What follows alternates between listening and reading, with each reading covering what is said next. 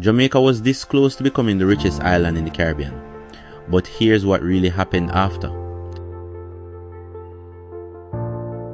In the year 1960, economists and investors were watching two countries, Jamaica and Singapore. Jamaica had bauxite, tourism, strong exports, and was perfectly positioned between North and South America. Singapore had barely any natural resources, but they had one thing: policy. Lee Kuan Yew built Singapore on discipline, education, tech, and foreign investment. But in Jamaica, in 1972, the government shifted direction. Nationalizations, IMF debt, political tribalism, and economic instability shook the country. Investors pulled out. Thousands of skilled Jamaicans migrated.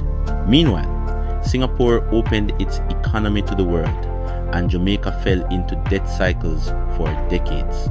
So the question is, could Jamaica ever rise again like Singapore? Drop a like if you believe it's still possible.